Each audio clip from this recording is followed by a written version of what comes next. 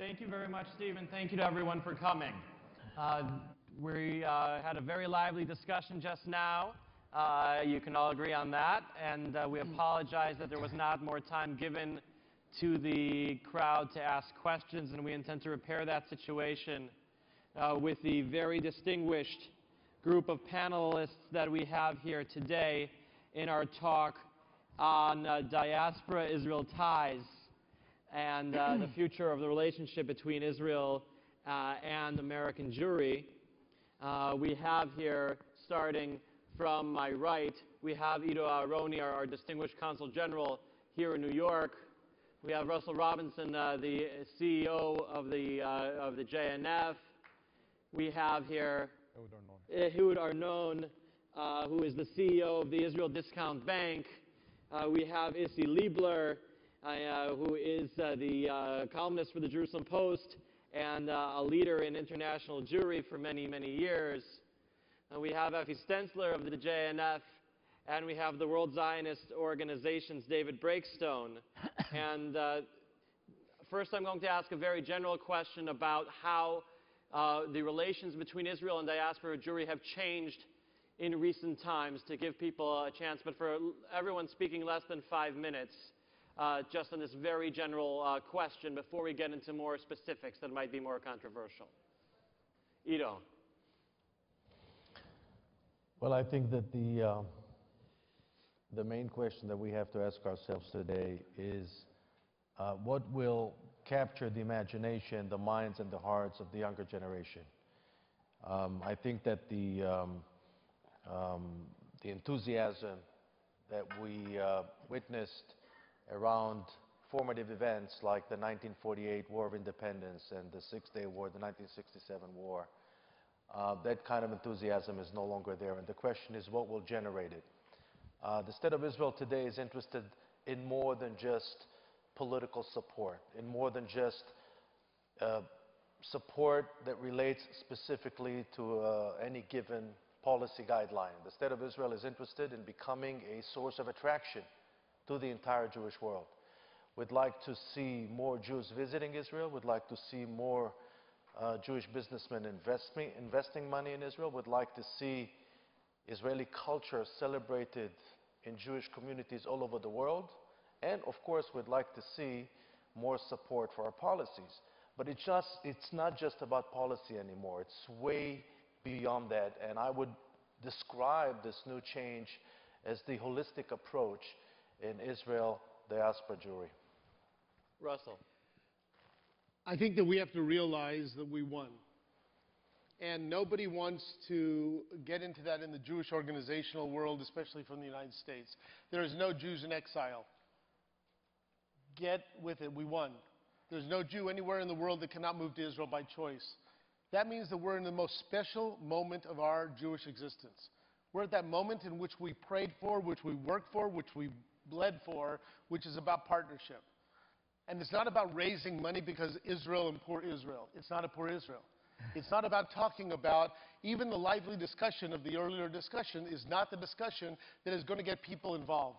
It's not the discussion that's going to enthuse people and want to do there.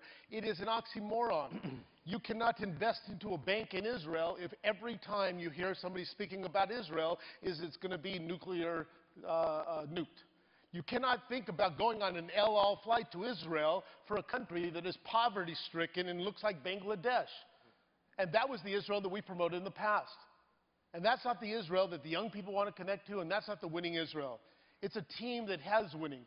It is the most successful investment that has ever been made by any philanthropic people. And that philanthropy should continue because we have parts of it that still are there for development. It's not all about the Jerusalem and its environment, whether it's the West Bank or Judea and Samaria.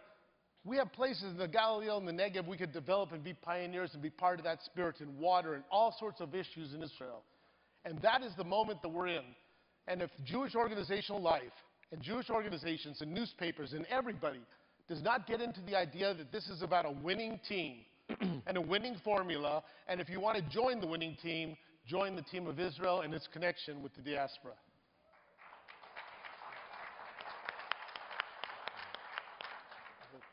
I have the unfortunate job of being the banker on the stage.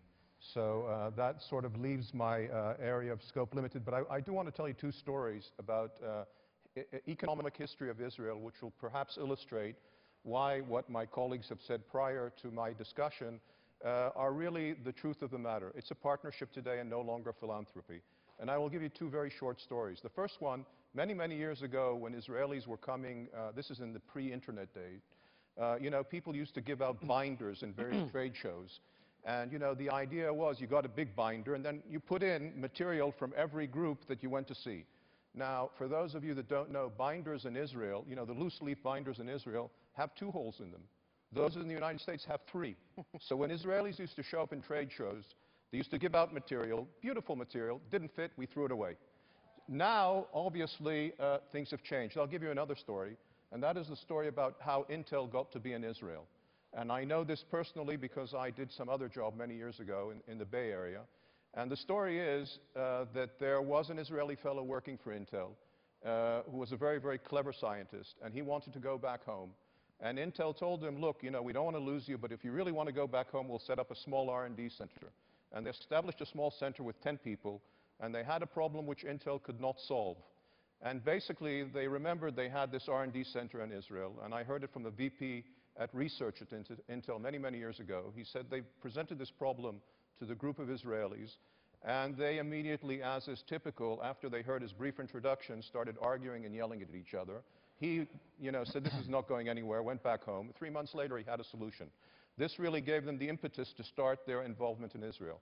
Well, fast forward, all of us in the economic world have gone many, many steps forward. We all know about the high-tech Israeli and so on and so forth. And I think in the banking community, it's just the same. Today, we facilitate trade between the United States and Israel. We facilitate a lot of investments here and there. And the reason it's being done is because it's worthwhile and it's a partnership for both parties. It is no longer a philanthropic story. I would say that the Jewish connection, if I could say, really, really helps a lot of times by getting into companies, because sometimes you have companies in the United States and in other parts of the world which have nothing to do with Israel. They read everything that they read in the press, and you really need an in to get into the company to really present all the wonderful things that are being done in Israel. And sometimes if you have someone who is Jewish, I hate to say, he'll give you the introduction. Afterward, it works, and that's where we should be going. Wonderful. Issy. I'd like to say that I have a number of great concerns about the future relationship between Israel and the diaspora. I remember that before I made Aliyah, there was a different environment. The centrality of Israel was pretty much taken as a given. And more importantly, within Israel itself, there was a certain unspoken understanding when politicians left Israel and went to Chutz La'aretz and spoke to diaspora communities.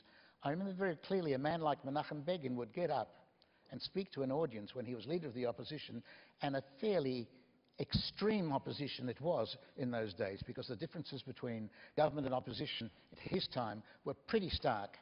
He would always get up and preface his remarks by saying, I'm coming here as an Israeli, I'm a loyal member of the opposition, my role is to present Israel.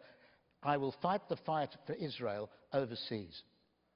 Not overseas, I will fight the fight for Israel on Israel's domestic soil. I also recollect that I was brought up in an environment where I was told, when you sit in Melbourne, Australia, or in New York, or in Paris, or in London, your children are not going to take the risks of security policies that you're going to be recommending.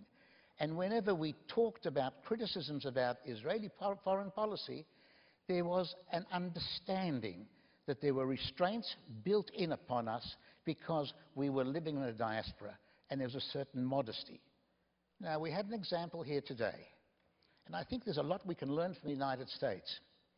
Can you imagine the behavior of President Clinton in relation to President Bush, or the behavior of President Bush in relation to the present president, and compare that to the description we had today of a former Prime Minister of Israel coming to an audience in a diaspora?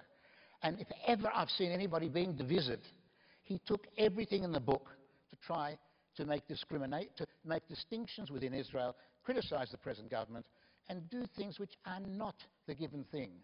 I think Israel is a great democracy, but there's a lot that we still have to learn about a certain amount of restraint and dignity.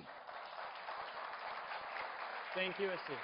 Now, ironically, today, there's probably a greater consensus over where we're going in Israel in the political arena than there has been since the Oslo Accords, when we were deeply divided. There is, after the disengagement, pretty much of an understanding. And believe me, the differences between Kadima and Likud, nonsense. Bottom down, put aside the personalities, there is a broad consensus where 75% of the country would like to make peace, do not want to live over Arabs, would like to make peace, and are willing to do so under the right conditions. Now, sorry? Please wrap up. Well, I'm coming to the real hard point now. The hard point I want to make is there's a role for criticism at any circumstance. You can't get a situation where Jews don't criticize. But within the United States and within the diaspora, there have to be certain differentials between a journalist writing a critical report and an organizational head coming out and agitating to his government, a foreign government, to exert pressure on Israel. And I say that when you have a situation where it becomes rampant with an organization like J Street and others, I feel quite comfortable here in the United States going to a foreign government and calling that foreign government to exert pressure against the democratically elected government of Israel. I say, ochen weh, if I can use a Yiddish expression. We're coming to a very, very bad state of affairs. And what is needed is a sense of restraint. Perhaps I'll carry on later because Indeed. I've got my point. Okay. Thank you, Effie. Thank you, Effie. I think that the relations between the diaspora, the global Jewry, and Israel is strength more and more every year, thanks to you. Thank you very much, first of all, to all the audience that's sitting here and supporting Israel. Doesn't matter when and why and which government is running and ruling in Israel. You are our supporter. This is thankful to all of you. But second, I can tell you that since 1897, in the first Zionist Congress that was in Basel, if we would ask all those audience, should we create a Jewish state, there was a big, or let's say, it wasn't in one, always, all of the people said yes. Keren Kayemet L'Israel, JNF, was established 1901, 110 years ago. And even though 5 years later, the first Congress, because it was an argue between the Jews. Should we have or not a Jewish state? And I can tell you now, as a world chairman of Keren Kayemet L'Israel, JNF, we are lucky of Dr. Herzl that gave this an order, let's do it, and he did it. And today, the genetic code between Keren Kayemet, JNF, and the global Jewry is Keren Kayemet L'Israel. We are the genetic code between the diaspora and Israel. And since then, in the last 110 years, we bought, we didn't get, we bought it. And the money of the global Jewry, thanks to that blue box, the blue pushke, הקופסה הכחולה.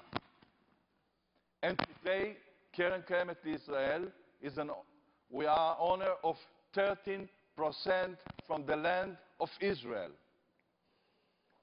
And this is the connection, because we can argue with all of us, political right, left, etc. But we are talking about a Jewish state. And that land doesn't belong to the government. It doesn't belong to Keren Kayemet. It belongs to every Jew wherever he lives around the world.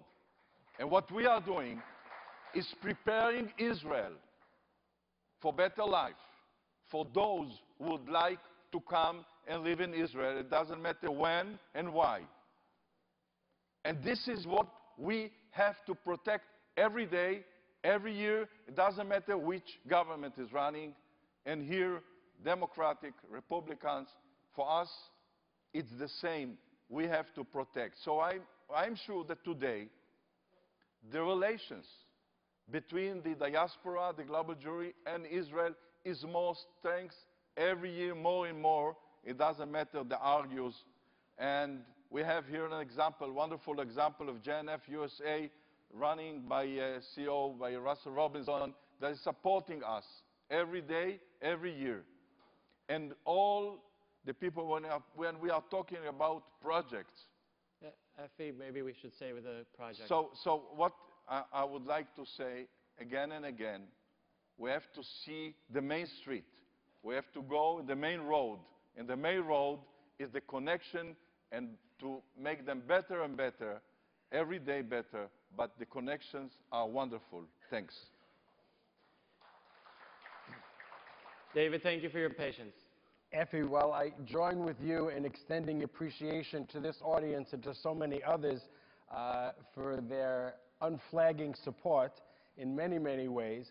I also have concerns about the status of Israel-diaspora relations today.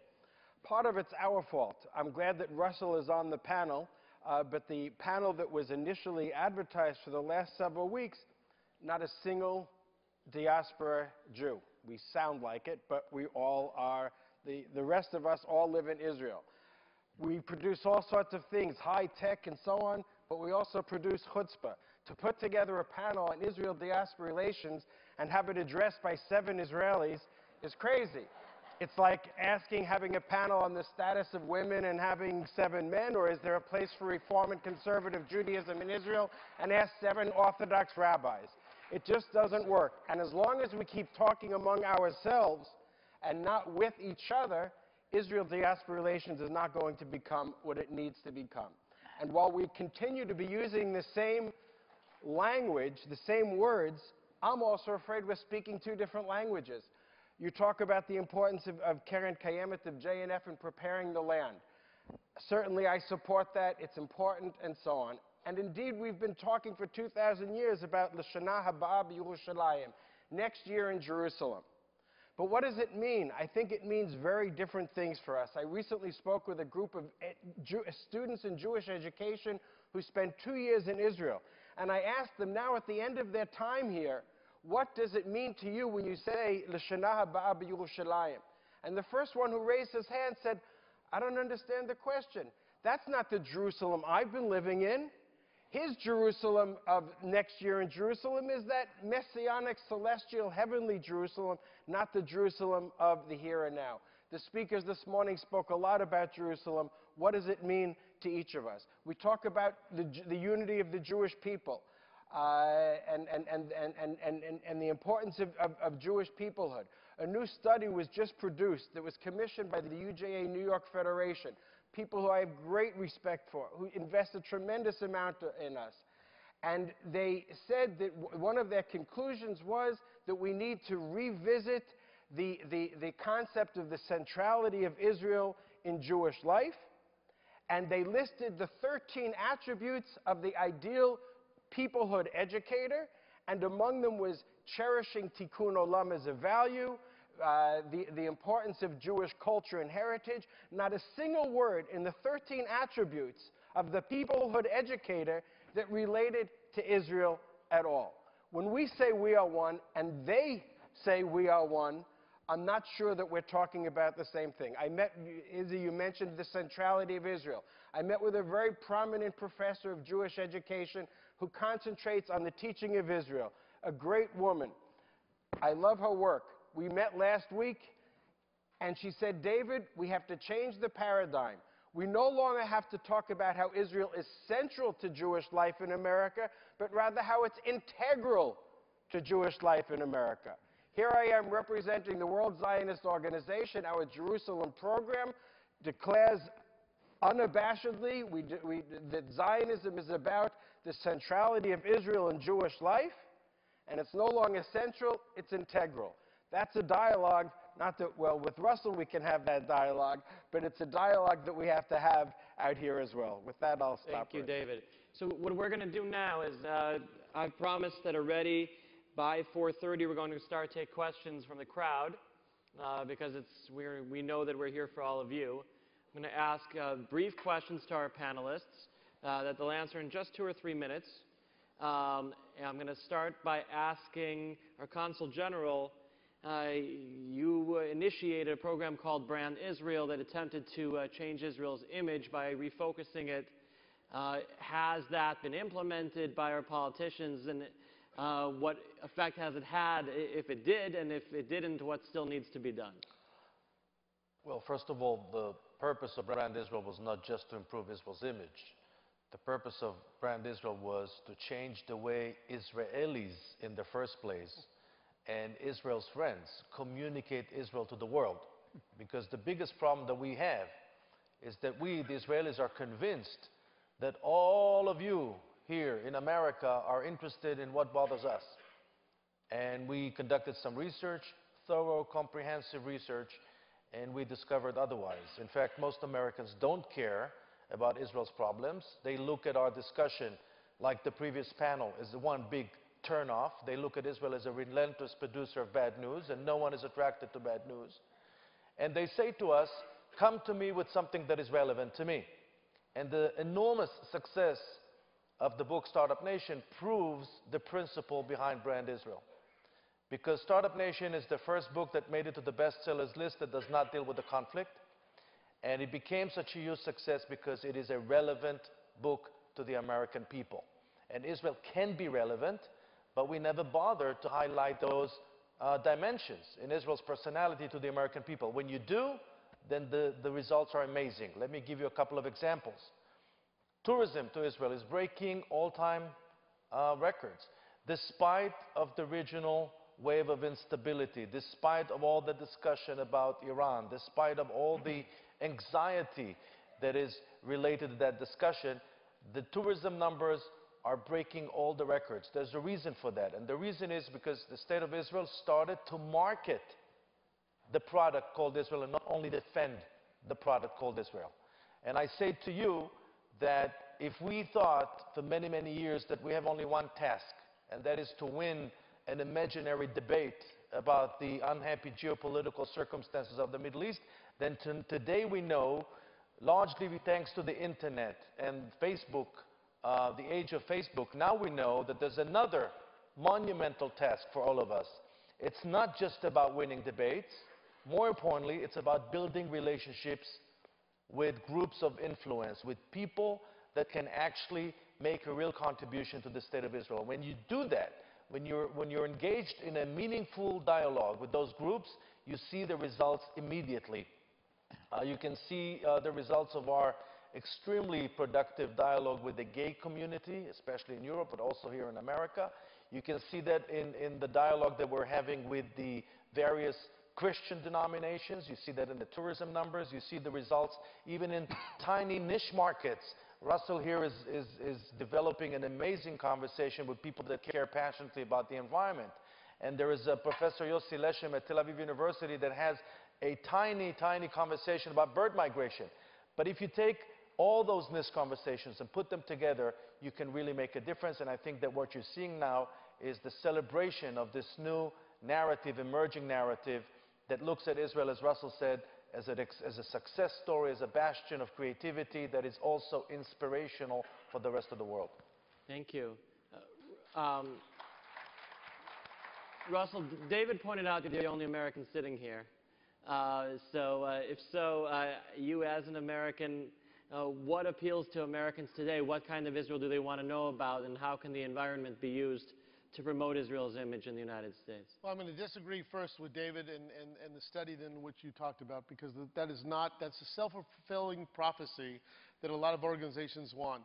Israel is central, and Israel is a growing part of the conversation of young people, of old people, of all people. And if you read the amount of donors that are going to organizations outside of the system that was set up for many years and it was known to us, there is more donors. We have grown in donor base.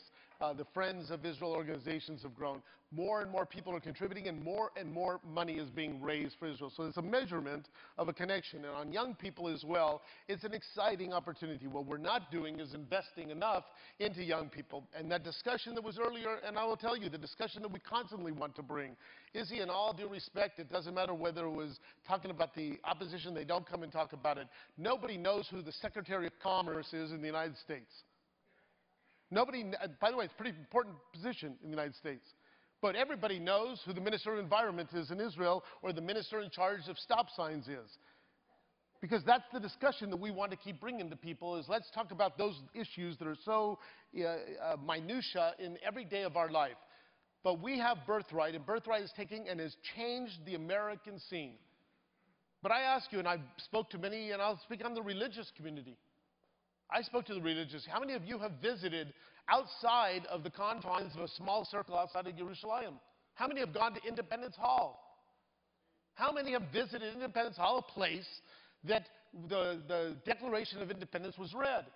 And I went to a synagogue, and there was hundreds of people at it.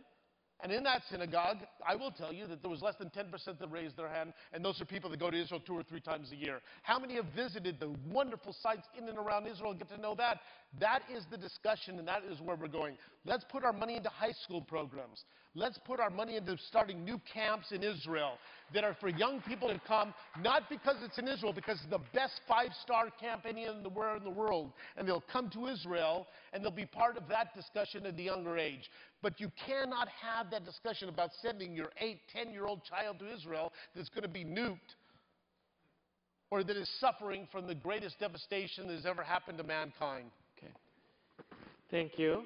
Ehud, I want to ask you more specifically to the topic that was advertised about U.S. Jewry's socioeconomic interaction with the Jewish state. At a time when Israel is doing well economically and the U.S. is going through a challenging time, should the traditional U.S. diaspora relationship be rethought?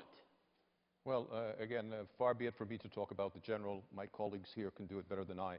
The thing that I would say is really focusing on more the economic bit of it, because that's the part which I really deal with. Specifically, the giving relationship. The perception was that American Jews shut up and give money. Well, this is a different story altogether. The giving, I was told when I was a very, not only about money, but generally to give is something which is good for the person that gives as well as for the recipient. So, it's in all social work, I think it has something to do with that. But, focusing on the economic bit, I think that really, again, definitely more than any other area, it's become a two-way street. I mean, it started out by American high-tech companies investing in Israel for various R&D centers, and the flow now is much the other direction. And, you see Israeli companies selling salads in the United States, coffee in the United States, aside from high-tech and all the things you think about on the day-to-day. I'll give you a non-American example. Probably no one in this room would guess that an Israeli company sells 20% of the ground coffee in Brazil. Now, that will knock your socks off, but it's something that an Israeli company does.